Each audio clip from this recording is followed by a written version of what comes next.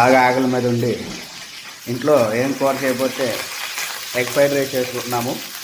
కావాల్సిన పదార్థాలు ఒక చెంచా నూనె, పచ్చిమిర్చి, కరివేపాకు వేసిన తర్వాత ఇలా ఉల్లిపాయలు వేయాలి.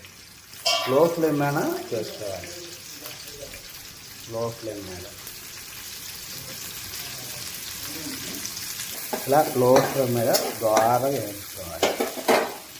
ఎగ్ ఫ్రైడ్ రైస్ బయటలాగా సోయా సాసు, ఆ సాసులు అవి ఏం వేసుకోవాలి. మన ఇంట్లో కాబట్టి మనకి తగినంత కారం, ఉప్పులు, మనకి అందుబాటులో ఉండే ఉల్లిపాయలు, పచ్చిమిరకాయలు అలాంటివి మాత్రం వేసుకుంటాం. దోరగా వేడిన తర్వాత చిటికినంత ఉప్పు తక్కువ వేసుకోండి, బీపీలు వస్తాయి అంట.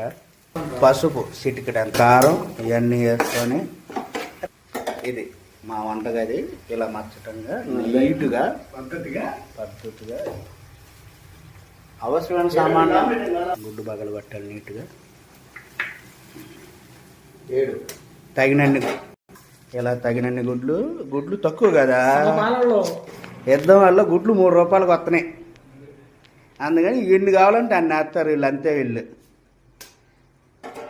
నాకు తెలిసి అన్నం తక్కువ గుడ్లు ఎక్కువ చేస్తున్నట్టున్నారు వీళ్ళు. చూడండి, ఈ ఎగ్గులు 7 ఎగ్గులు వేసాడు. నీట్గా అన్నీ శుభ్రం చేసుకుంటారు ముందు. ఇది ఎగ్ ఫ్రైడ్ రైస్, ఆమ్లెట్ మా వాళ్ళ గుడికి అర్థం కావట్లా. పూర్తయిన తర్వాత తెలిసిద్ది. ఈడేం చేస్తున్నాడంటే వాడికే తెలియట్లేదండి. మేము ఎగ్ ఫ్రైడ్ రైస్ స్టార్ట్ చేసాం. ఎవరికి ఏమొచ్చిద్దో చూద్దాం, ఏమైద్దో. ఈ ప్రయోగం పేరు మీరే పేరు పెట్టాలి. నేను ఇంతవరకు ఏమనుకోలేదు. అమ్మ 7 గుడ్లు వేసాడు.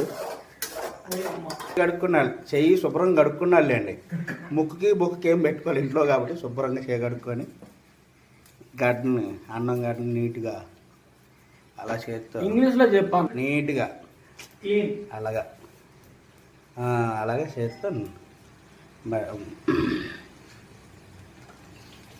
నేను ఎంతలేదులేండి ఈ దెబ్బకి. ఎగ్ ఫ్రైడ్ రైస్ అన్నాడు, ఎగ్గులు ఆమ్లెట్ లేని అన్నం వేసాడు. తర్వాత అన్నంలాగే కనిపిస్తుంది. ఇది తినటానికేనంటారా? తెపాలని ఇలా నీట్గా దయచేసి ఇళ్ళల్లో ఎవరు ట్రై చేయబాకండి. ఇదేందో చివరి ఫ్రైడ్ రైస్ లాగే వచ్చింది.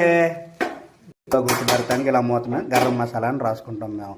కొంచెం తగినంత గరం మసాలా, తగినంత కారం అన్నీ వేసాం.